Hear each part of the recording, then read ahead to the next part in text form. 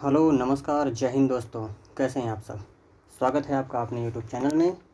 और आज हम लोग डिस्कस करने जा रहे हैं यूपीएसआई की जो 12 नवंबर 2021 की शिफ्ट 3 का जो पेपर है उसको पूरा डिस्कस करने जा रहे हैं। तो देखते हैं आज का अपना पहला प्रश्न क्या कह रहा है। आर्थिक सहयोग और विकास संगठन के अनुसार किसी निवेश को विदेशी प्रत्यक्ष निवेश मानने के लिए कितना प्रतिशत तय किया गया है। तो ऑप्शन ए है 25%, ऑप्शन बी है 35%, ऑप्शन सी है 15% या ऑप्शन डी है 10%। तो इसका आंसर क्या हो जाएगा। इसका आंसर हो जाएगा ऑप्शन डी 10%। ठीक है, चलते हैं अपने अगले प्रश्न की तरफ। प्रश्न नंबर 2 है 1834 में ब्रिटिश भारत में प्रथम विधि आयोग की अध्यक्षता किसने की थी। तो ऑप्शन ए है लॉर्ड मैकाले, ऑप्शन बी है हेनरी डेरोजियो या ऑप्शन सी है लॉर्ड डलहौजी, ऑप्शन डी है जोनाथन डंकन। तो इसका आंसर हो जाएगा ऑप्शन ए। ऑप्शन ए इसका आंसर हो जाएगा लॉर्ड मैकाले। 1834 में जो प्रथम विधि आयोग बना था उसके अध्यक्ष लॉर्ड मैकाले थे। अब आपको ये बताना है कि स्वतंत्र भारत में जो प्रथम विधि आयोग बना था उसके अध्यक्ष कौन थे। चलिए देखते हैं। तो स्वतंत्र भारत में प्रथम विधि आयोग कब बना था। 1955 में बना था और इसके अध्यक्ष कौन थे। M C Setalvad. M C Setalvad Bharat प्रथम विधि आयोग के अध्यक्ष थे। ठीक है, याद रखिएगा, इंपॉर्टेंट है, पहला पूछता है। अगले प्रश्न नंबर 3 की तरफ चलते हैं। इंस्टाग्राम द्वारा आईजीटीवी का पूर्ण रूप क्या है। आप लोगों में से मैक्सिमम लोग इंस्टाग्राम चलाते हो सकते हैं, तो देखते हैं इसका पूर्ण रूप क्या हो सकता है। ऑप्शन ए है इंस्टेंट टेलीकास्ट, ऑप्शन बी है इंस्टेंट टेलीविज़न या ऑप्शन सी है इंस्टाग्राम टेलीविज़न या ऑप्शन डी है इंस्टेंट गवर्नमेंट टेलीविज़न। तो बहुत सिंपल इसका अर्थ है। इसका आंसर हो जाएगा इंस्टाग्राम टेलीविज़न। आई से इंस्टा, जी से ग्राम, टीवी से टेलीविज़न। बहुत सिंपल आंसर है। ठीक, नेक्स्ट चलते हैं प्रश्न नंबर 4 की तरफ। किस संवैधानिक संशोधन ने पिछड़े वर्गों के लिए राष्ट्रीय आयोग को संवैधानिक दर्जा दिया। तो किस संवैधानिक संशोधन ने पिछड़े वर्ग को आयोग का दर्जा दिया। ऑप्शन ए है 78वां संवैधानिक संशोधन, ऑप्शन बी है 102वां संवैधानिक संशोधन, ऑप्शन सी है 85वां संवैधानिक संशोधन या ऑप्शन डी है 100वां संवैधानिक संशोधन। तो राष्ट्रीय पिछड़ा वर्ग आयोग को संवैधानिक दर्जा देने वाला कौन सा संवैधानिक संशोधन था। ऑप्शन बी 102वां संवैधानिक संशोधन। ठीक है, ये आंसर हो जाएगा हमारा सही। अब इसमें महत्वपूर्ण है कि जो बाकी के संविधान संशोधन हैं उनको भी देख लेते हैं थोड़ा थोड़ा। ठीक है, तो 85वां संविधान संशोधन किससे संबंधित था। 85वां संविधान संशोधन था, ये हमारा 10वीं अनुसूची जोड़ी गई थी। क्या जोड़ी गई थी। 10वीं अनुसूची, 10वां शेड्यूल हमारे जोड़ा गया था। इसके अनुसार जो दल बदल का कानून है, दल बदल का जो कानून था इस अनुसूची में रखा गया था। हमारे संविधान में टोटल इस समय 12 अनुसूचियाँ हैं, उसमें से 10वीं अनुसूची 85वें संविधान संशोधन में जोड़ी गई थी। ठीक है, अब देखते हैं 100वां संविधान संशोधन। अगला 100वां संविधान संशोधन है। 100वें संविधान संशोधन में क्या हुआ था। बांग्लादेश से कुछ भूमि हस्तांतरण हुआ था। बांग्लादेश से कुछ भूमि हस्तांतरण का मामला हुआ था 2015 में। 2015 में बांग्लादेश से भूमि हस्तांतरण का समझौता हुआ था, तो उसको 100वां संवैधानिक संशोधन में रखा जाता है। तो क्लियर हो गया। 102वां संवैधानिक संशोधन, राष्ट्रीय पिछड़ा वर्ग आयोग को संवैधानिक दर्जा दिया गया। 85वां संविधान संशोधन से 10वीं अनुसूची जिसमें दल बदल का कानून है वो रखा गया। 100वां संविधान संशोधन 2015 में आया था, उससे बांग्लादेश से कुछ भूमि हस्तांतरण का मामला रखा गया है। ठीक है, चलते हैं अगले प्रश्न की तरफ। प्रश्न नंबर 5। संयुक्त प्रांत का नाम उत्तर प्रदेश के बदलने के बाद इसके प्रथम राज्यपाल कौन थे। तो संयुक्त प्रांत का नाम उत्तर प्रदेश जब पड़ा तो इसके राज्यपाल कौन थे। इसका सीधे आंसर देख लेते हैं। इसका आंसर है option number A, Hormas Firoz Shah Modi. ठीक है, नरेंद्र मोदी को मत समझिएगा, मोदी ये भी है मगर ये होरमास फिरोज शाह मोदी हैं। ठीक है, अब ये बताइए कि उत्तर प्रदेश का जो स्वतंत्रता के बाद पहले राज्यपाल कौन थे। स्वतंत्रता के बाद पहले राज्यपाल कौन थे, तो वो थी श्रीमती सरोजनी नायडू। श्रीमती सरोजिनी नायडू। सरोजिनी नायडू, ठीक है, सरोजिनी नायडू, ठीक है।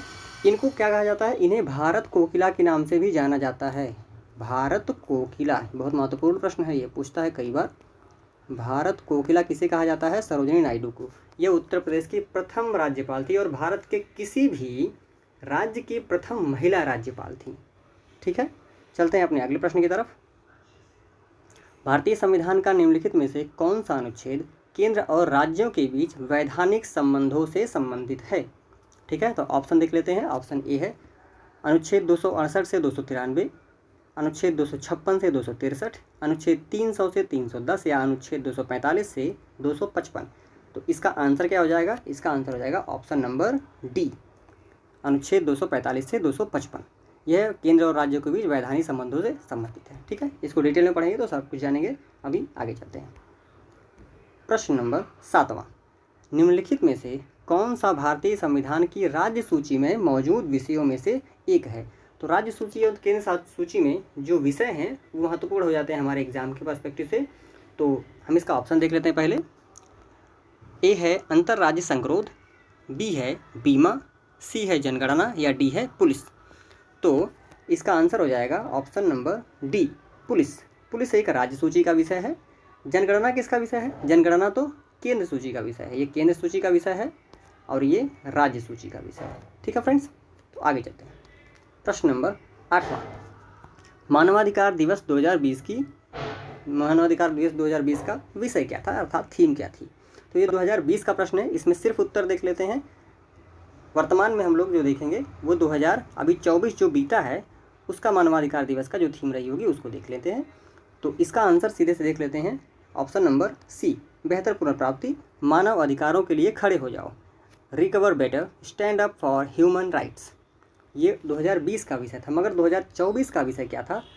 2024 का विषय था, पहली बात तो ये 10 दिसंबर को मनाया जाता है, तो अभी तक 2024 वाला ही मनाया गया है, ठीक है, 2024 वाला मनाया गया है। 10 दिसंबर 2024 को इसके विषय की मतलब इसका विषय क्या था? इसका विषय था हमारा अधिकार हमारा भविष्य, हमारा अधिकार हमारा भविष्य अभी। तो our right our future now, ये है इसकी 2024 वाली थीम। माफ़ कीजिएगा, थोड़ा बैकग्राउंड में आवाज़ आ रही होगी, बगल के घर में कुछ काम चल रहा लग रहा है, तो इसके लिए सॉरी, थोड़ा एडजस्ट करिएगा, ठीक है। अगले प्रश्न पे चलते हैं। प्रश्न नंबर 9। प्रश्न नंबर 9 क्या कह रहा है? भारत के लिए अनिर्दिष्ट भविष्य में स्वतंत्र उपनिवेश के अस्पष्ट प्रस्ताव की घोषणा किसने की थी? तो इसका ऑप्शन है, ऑप्शन नंबर ए लॉर्ड रीडिंग ने, ऑप्शन बी है लॉर्ड विलिंगटन ने, ऑप्शन सी है लॉर्ड इरविन ने या ऑप्शन डी है विस्काउंट वेबल ने। तो इसका आंसर हो जाएगा Lord Irwin, option number C, ठीक है। इसका सीधे से बस आंसर देख लेते हैं। चलते हैं अपने अगले प्रश्न की तरफ। प्रश्न संख्या 10 है, संघ लोक सेवा आयोग के अध्यक्ष और अन्य सदस्यों की सेवा की शर्तें कौन निर्धारित करता है? ऑप्शन ए है भारत की संसद, ऑप्शन बी है उच्च न्यायालय के मुख्य न्यायाधीश, ऑप्शन सी है भारत के प्रधानमंत्री या ऑप्शन डी है भारत के राष्ट्रपति। तो इसका आंसर क्या हो जाएगा? इसका आंसर हो जाएगा ऑप्शन नंबर डी, भारत के राष्ट्रपति। संघ लोक सेवा आयोग के जो सदस्य होते हैं और अध्यक्ष होते हैं उसकी जो सेवा शर्तें होती है उनका निर्धारण करते हैं, ठीक है। इसका आंसर हो जाएगा ऑप्शन नंबर डी, भारत के राष्ट्रपति। अब चलते हैं अपने अगले प्रश्न की तरफ। प्रश्न संख्या 11। प्रश्न संख्या 11 पर रेरा शब्द का पूर्ण रूप है RERA, अर्थात रेरा शब्द का पूर्ण रूप क्या होता है? तो ऑप्शन देख लेते हैं, real estate authority, option B है real estate redevelopment authority, option C है रियल एस्टेट रिव्यू अथॉरिटी या ऑप्शन डी है रियल एस्टेट रेगुलेटरी अथॉरिटी। तो इसका आंसर हो जाएगा simply real estate regulatory authority, जो रेगुलेट करती है रियल एस्टेट को, उसका ये फुल फॉर्म है, ठीक है, real estate regulatory authority. Alright, चलते हैं अपने 12वें प्रश्न की तरफ। नीति आयोग किस वर्ष में योजना आयोग के उत्तरवर्ती के रूप में स्थापित हुआ? तो नीति आयोग कब स्थापित हुआ था योजना आयोग के उत्तरवर्ती के रूप में? ये हो जाएगा, सीधे सी आंसर देख लेते हैं, बहुत सिंपल है ये, 2015 में। 2014 तक 2014 तक तो हमारा योजना आयोग चला था, और 2015 1 जनवरी 2015 को नीति आयोग की स्थापना हुई थी। ठीक है, तो अगले प्रश्न पे चलते हैं। प्रश्न संख्या 13, भारतीय संविधान की उद्देशिका में अब तक कितनी बार संशोधन किया गया है? तो भारतीय संविधान की उद्देशिका में अब तक कितनी बार संशोधन किया गया है? ऑप्शन ए 3 बार, या 5 बार, या 1 बार, या 8 बार। तो अभी तक भारतीय संविधान की प्रस्तावना में सिर्फ और सिर्फ 1 बार संशोधन किया गया है। ठीक है, ये हो गया है। अब कब किया गया है? ये 42वें संविधान संशोधन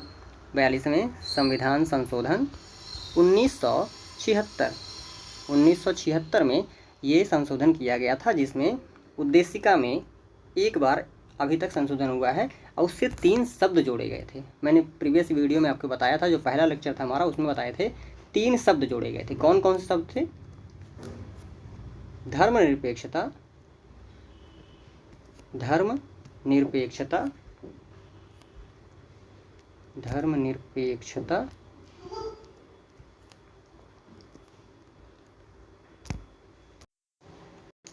और समाजवादी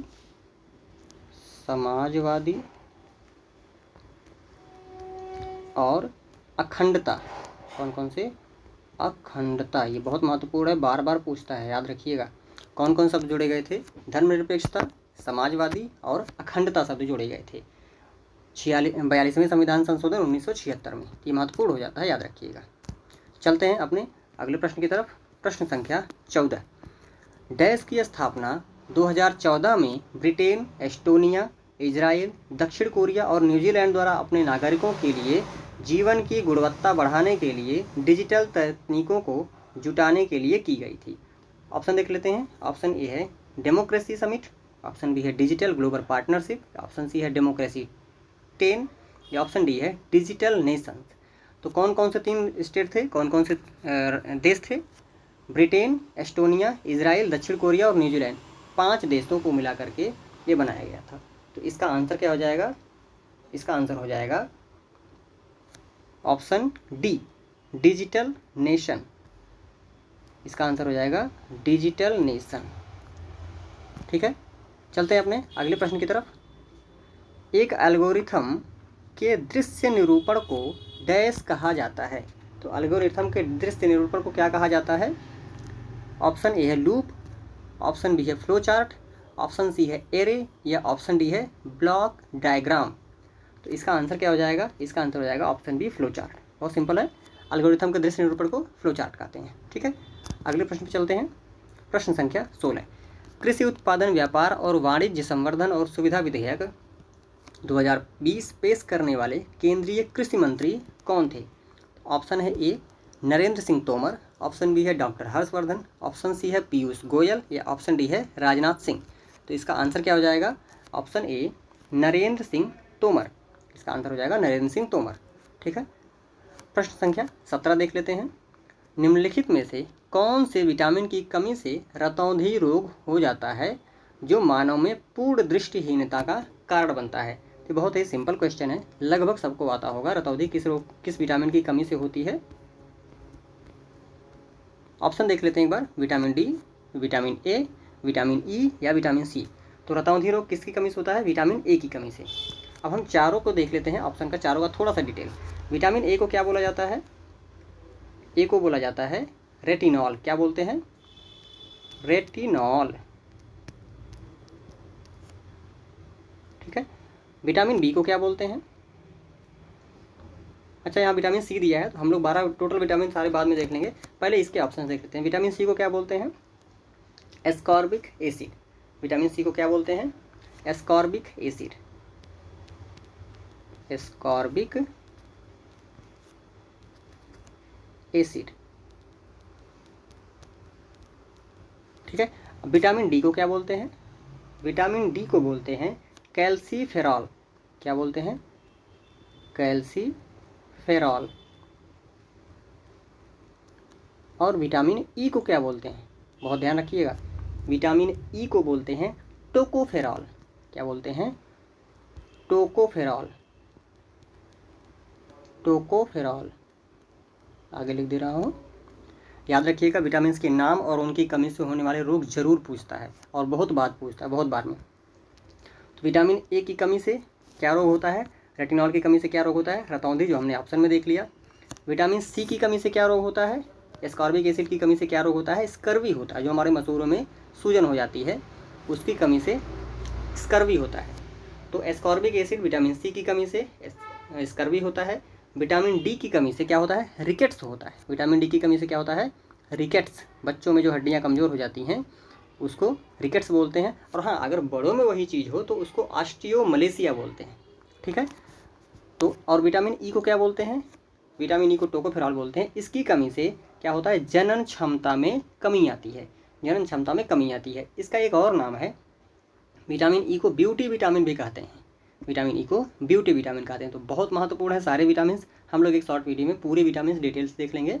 तो अभी यहाँ देखते हैं, रेटिनॉल की कमी से होता है रतौंधी, और एस्कॉर्बिक एसिड विटामिन सी की कमी से होता है स्कर्वी। विटामिन डी कैल्सिफेरॉल की कमी से होता है रिकेट्स। विटामिन ई टोकोफेरॉल की कमी से होता है जनन क्षमता में कमी होती है। इसको ब्यूटी विटामिन भी कहते हैं। ऑलराइट, चलते हैं अपने अगले प्रश्न की तरफ। प्रश्न संख्या 18। कौन सी फसल, जिसे गोल्डन फाइबर के रूप में भी जाना जाता है, को नायलॉन द्वारा प्रतिस्थापित किया जा रहा है? ऐसी कौन सी फसल है? ऑप्शन देख लेते हैं, प्राकृतिक रेशम, या काली कपास, या जूट, या अरंडी। तो इसका आंसर सीधा से हो जाएगा ऑप्शन सी, जूट। जूट को हम लोग क्या बोलते हैं? Golden fibre. ये प्रश्न अलग से भी पूछता है कि गोल्डन फाइबर किसे कहा जाता है, या जूट को किस नाम से, दूसरे नाम से जाना जाता है। ठीक है, तो इसका आंसर हो जाएगा जूट। ठीक है, नेक्स्ट चलते हैं। प्रश्न संख्या 19। भारतीय संविधान में 10 मौलिक कर्तव्यों को निम्नलिखित में से किस वर्ष जोड़ा गया था? हमने इसको पहले भी चर्चा किया है, जो प्रीवियस वीडियोज है उसमें हमने चर्चा किया है। एक बार फिर से रिवाइज कर लेते हैं। इसका सीधे से आंसर हो जाएगा 1976। क्या हो जाएगा? 1976। 1976 में 42वें संविधान संशोधन से स्वर्ण सिंह समिति की अनुशंसा पर, किसकी समिति पर? स्वर्ण सिंह समिति। स्वर्ण सिंह समिति ने सुझाया था और उनके अनुशंसा करने पर 10 मौलिक कर्तव्यों को जोड़ा गया था 42वें संविधान संशोधन में। ठीक है।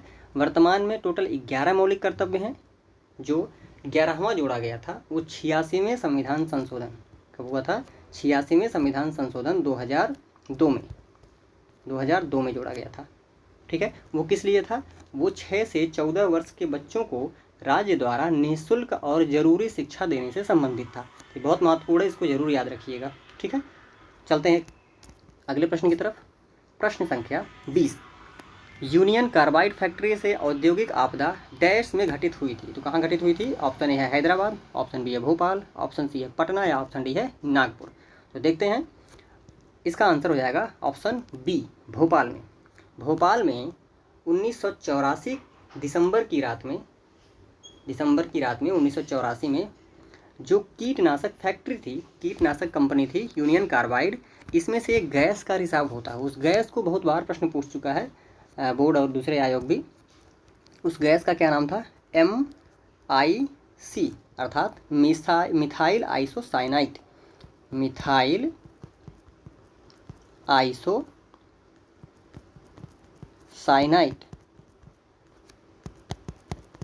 Methyl isocyanide.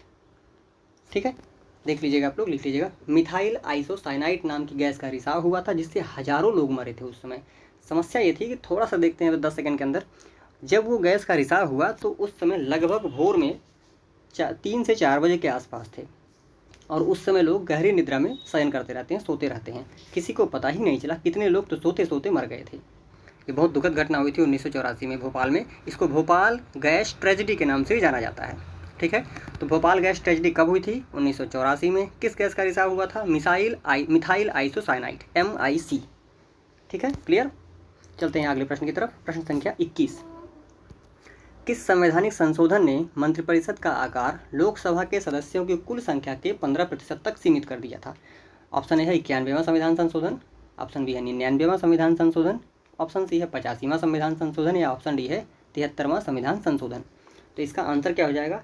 इसका आंसर हो जाएगा ऑप्शन नंबर ए, 91वां संविधान संशोधन।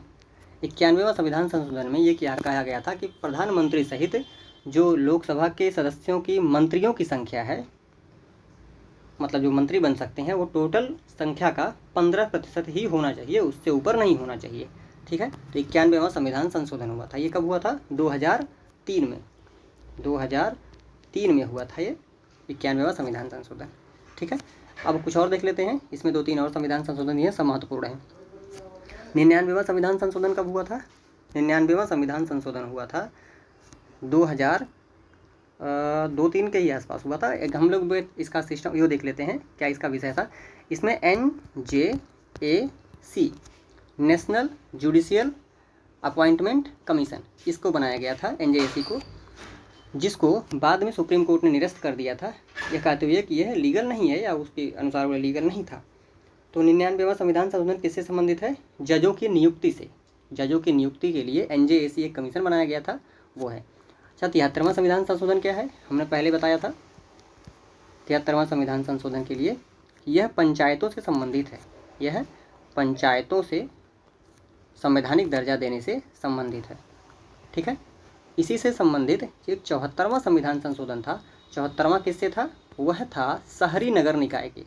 शहरी नगर निकाय जो नगर पंचायत होती है, नगर निगम जो होते हैं शहरों में, उससे संबंधित था। और ये दोनों हुआ था कब? 73वां और 74वां, ये दोनों हुआ था 1992 में। ये हम पहले वीडियो में भी बता चुके हैं, फिर से रिवाइज कर लीजिए। और एक है 85वां संविधान संशोधन। यहाँ 85वां संविधान संशोधन अभी कुछ मिनट पहले ही मैंने बताया है। 85वें संविधान संशोधन के माध्यम से 10वीं अनुसूची जोड़ी गई थी। 10वीं अनुसूची में क्या था? दल बदल नियम थे। मतलब एक दल के अगर किसी नेता जो सदस्य के रूप में चुना जा चुका है चुनाव द्वारा, वो अगर दूसरे दल में जाता है तो वो उसकी सदस्यता निरस्त हो जाती है। ठीक है, तो यह 10वीं अनुसूची में निर्धारित किया गया है। बहुत क्लियर देख लेते हैं एक बार। 91वां संविधान संशोधन 2003 के अनुसार लोकसभा सदस्यों की संख्या का मंत्रिपरिषद की संख्या 15% रहेगी। 99वां संविधान संशोधन से जजों के अपॉइंटमेंट से संबंधित है, NJAC का निर्धारण हुआ था।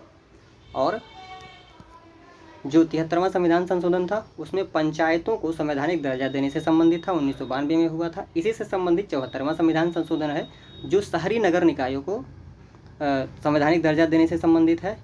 और 85वां संविधान संशोधन जो हमारा है, ये 10वीं अनुसूची इसमें जोड़ी गई थी। दल बदल कानून का निर्धारण किया गया था। Is that clear? बहुत इंपॉर्टेंट है ये सारे के सारे, ध्यान रखिएगा।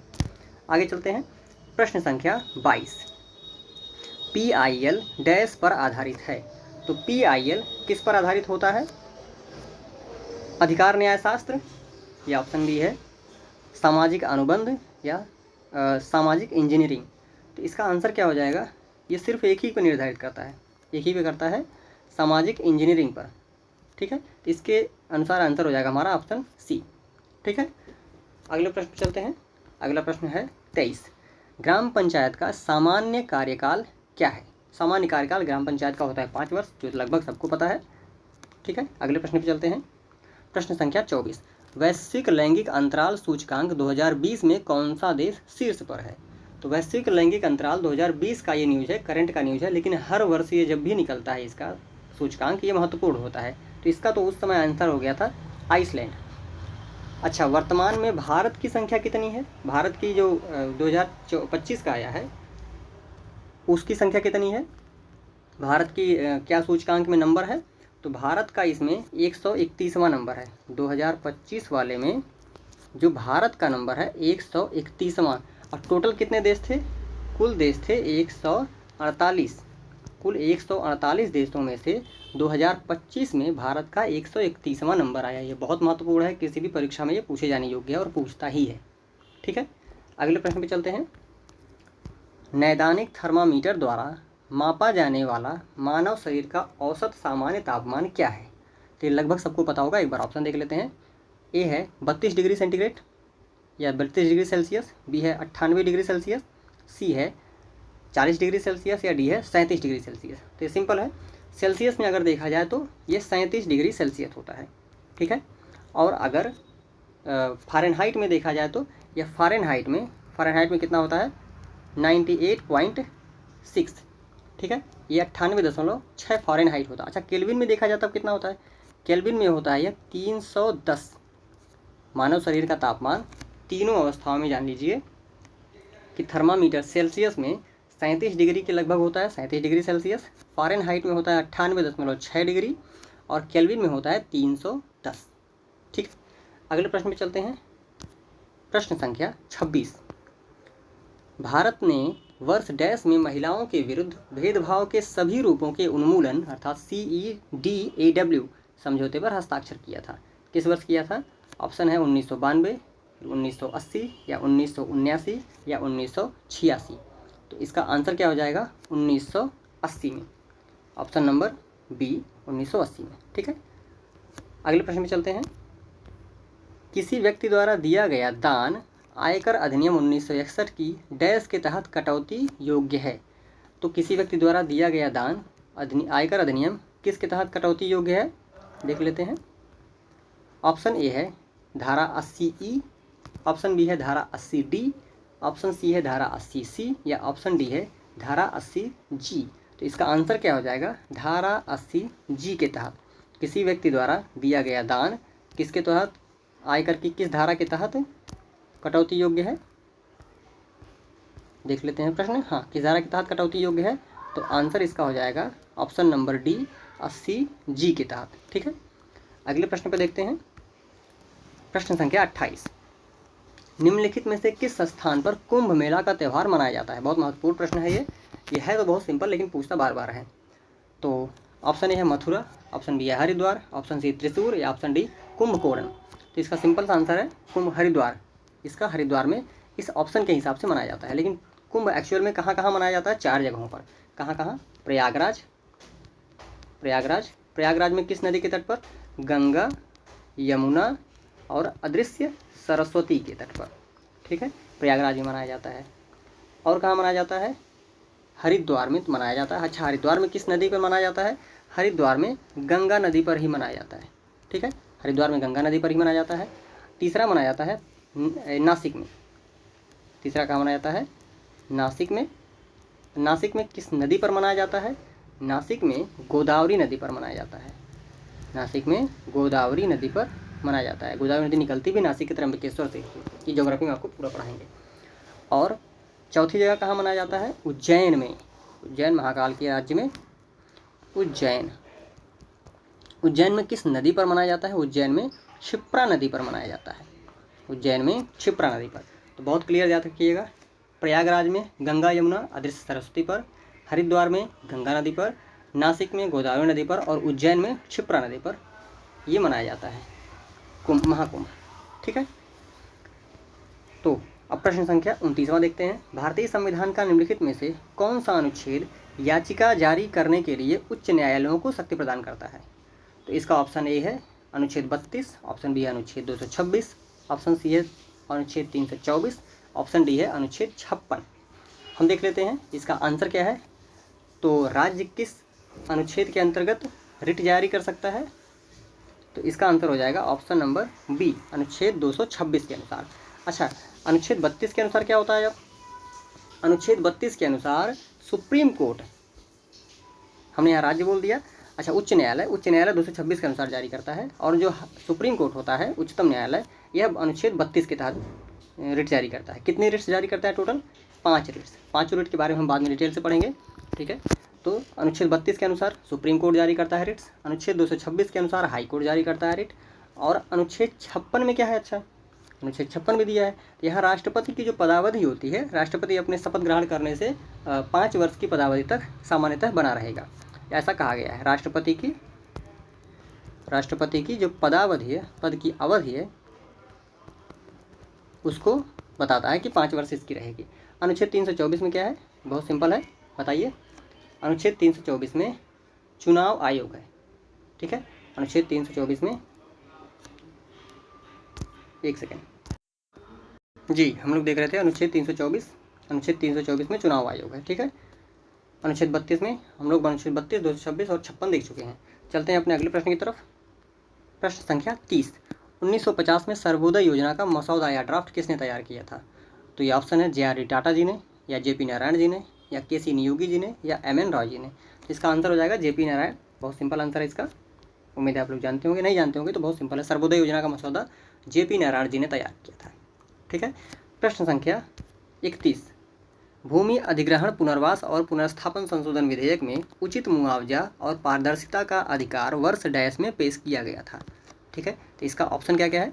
ऑप्शन ए है 2000, ऑप्शन बी है 2010, ऑप्शन सी है 2015 या ऑप्शन डी है 2014। तो इसका आंसर हो जाएगा सीधे से ऑप्शन नंबर सी 2015 में। ठीक है, प्रश्न संख्या 32 पे चलते हैं। साइबर अश्लीलता पोर्नोग्राफी का कारण बनने वाली सामग्री के लिए सामग्री की प्रकृति डैश होगी। अब उसकी प्रकृति कैसी होगी देख लेते हैं। जिस सामग्री को प्रकाशित या प्रसारित किया जाता है वह कामुक है। ठीक है, ये तो होगा आंसर में। और बी है सामग्री कामुक अभिलाषा के लिए अपील करती है।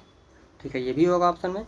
सामग्री के प्रभाव के कारण किसी भी व्यक्ति के बिगड़ने और भ्रष्ट होने की कम संभावना, नहीं भाई ज़्यादा संभावना होती है, तभी तो रहेगा वो, तभी तो पोर्नोग्राफी या अश्लीलता के अंतर्गत आएगा। तो इसका ए और बी दोनों ऑप्शन सही हो जाएगा। तो option number D A B जिसमें ऑप्शन है वो सही हो जाएगा। ठीक है, चलते हैं अगले प्रश्न की तरफ। प्रश्न संख्या 33। अखिल भारतीय सेवाओं के जनक के रूप में किसे माना जाता है? तो अखिल भारतीय सेवाओं के रूप में जनक में ऑप्शन ए है सरदार वल्लभ भाई पटेल, ऑप्शन बी है लाल बहादुर शास्त्री, ऑप्शन सी है JB कृपलानी या ऑप्शन डी है जवाहरलाल नेहरू। तो इसका आंसर हो जाएगा सरदार वल्लभ भाई पटेल जी। अखिल भारतीय सेवाओं के जनक के रूप में सरदार वल्लभ भाई पटेल जी जाने जाते हैं। ठीक है, अगला चलते हैं। प्रश्न संख्या 34। निम्नलिखित में से किस संगठन का नारा सर्वत्र सुरक्षा सर्वोत्तम सुरक्षा है? किस संगठन का नारा है देख लेते हैं। ऑप्शन नंबर ए है सीमा सुरक्षा बल, ऑप्शन नंबर बी है Sikh light infantry, option C है भारतीय वायुसेना या ऑप्शन डी है राष्ट्रीय सुरक्षा गार्ड। ठीक है, तो यह किसका नारा है? सर्वत्र सर्वोत्तम सुरक्षा, ऑप्शन डी का, ऑप्शन डी का ये आंसर है राष्ट्रीय सुरक्षा गार्ड का। ठीक है, नेक्स्ट चलते हैं। अच्छा, तीनों के और देख लेते हैं, हम एक बार बोल देते हैं, आप लोग बस सुन लीजिए क्योंकि लिखने में बहुत ज़्यादा टाइम लग जाएगा। जो सीमा सुरक्षा बल का नारा है जीवन पर्यंत कर्तव्य है। सीमा सुरक्षा बल का नारा अर्थात BSF का नारा क्या है? जीवन पर्यंत कर्तव्य। और जो भारतीय वायुसेना का नारा है, इसका भारतीय वायुसेना का नारा क्या है? नभः स्पृशं दीप्तम, नभः स्पृशं दीप्तम। ये भारतीय वायुसेना का नारा है। ठीक है, अगले प्रश्न पर चलते हैं। प्रश्न संख्या 35। प्रश्न संख्या 35 पर भारतीय दंड संहिता IPC की धारा निम्नलिखित में से कौन सी धारा अपराध राजद्रोह को परिभाषित करती है? तो अपराध राजद्रोह को कौन सी परिभाषित करती है? ऑप्शन ए है धारा 171 बी, ऑप्शन बी है धारा 268, ऑप्शन सी है धारा 229 ए या ऑप्शन डी है धारा 124 ए। तो इसका आंसर क्या हो जाएगा? आंसर हो जाएगा इसका ऑप्शन डी धारा 124 ए। ठीक है, अगला चलते हैं। प्रश्न संख्या 36। डैश के मामले में दंडनीय अपराध की त्वरित सुनवाई का अधिकार को भारत के संविधान के अनुच्छेद 21 के स्पष्ट व्यापकता या ब्रॉड स्वीप और सामग्री में निहित माना जाता है। तो इसका सीधे से आंसर देख लेते हैं क्योंकि बहुत लोगों का नाम सुनेंगे आप तो कंफ्यूज हो जाएंगे। एक आंसर से सिंपल सा इसका जानिए, इसका आंसर ये है ऑप्शन ए हुसैनारा खातून बनाम गृह सचिव बिहार राज्य। ठीक है, इसका आंसर ये हो जाएगा।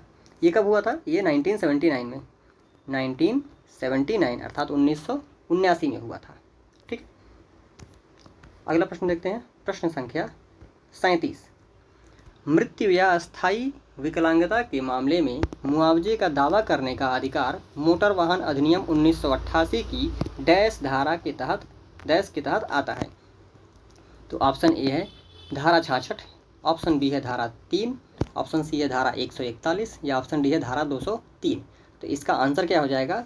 धारा 141 अर्थात ऑप्शन सी। ठीक है, इसका आंसर हो जाएगा। अगले प्रश्न पर चलते हैं। प्रश्न संख्या 38। वैश्विक आतंकवाद सूचकांक किस संगठन द्वारा जारी किया जाता है? तो आतंकवाद सूचकांक, इसका सीधे से आंसर देख लेते हैं क्योंकि बहुत सारे और चीज़ें हैं उसमें जो हम बाद में डिस्कस करेंगे। इसका आंसर हो जाएगा option number D institute for economics and peace, institute for economics and peace. ठीक है, एक छोटा सा देख लेते हैं। UNSC संयुक्त राष्ट्र सुरक्षा परिषद UNSC, इसमें कितने अस्थायी सदस्य होते हैं? तो 5 अस्थायी होते हैं और 10 अस्थायी होते हैं। 10 अस्थायी होते हैं किसमें? UNSC में। ठीक है, यूनाइटेड नेशन सिक्योरिटी काउंसिल में। ठीक है, अगला प्रश्न देखते हैं। प्रश्न संख्या 39। सार्वजनिक देयता बीमा अधिनियम 1991 के तहत खतरनाक पदार्थों के प्रबंधन से उत्पन्न होने वाली दुर्घटना को सत्यापित करने के लिए अधिकृत अधिकारी कौन सा है, मतलब कौन इसको अधिकृत करता है। Option A police, option B जिला कलेक्टर, ऑप्शन सी न्यायाधीश या ऑप्शन डी प्रदूषण नियंत्रण बोर्ड। तो 39 का आंसर हो जाएगा जिला कलेक्टर। कौन निर्धारित करता है, ये कौन सत्यापित करता है, जिला कलेक्टर। ठीक है, अब आज का अंतिम प्रश्न देख लेते हैं, प्रश्न संख्या 40। निम्नलिखित में से कौन सा विकल्प देश का सबसे छोटा लोकसभा निर्वाचन क्षेत्र है।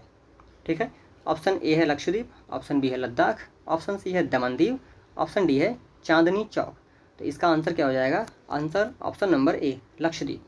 ठीक है, तो ये रहे आज के 40 प्रश्न। जो 12 तारीख की तीनों शिफ्ट थी आज यहाँ ख़त्म होती है। अब कल से 13 तारीख की 13 नवंबर 2021 की शिफ्ट 1 से हम लोग फिर से वीडियो शुरू करेंगे। ठीक है, तब तक के लिए बहुत बहुत धन्यवाद, सपोर्ट करते रहें। थैंक यू, जय हिंद।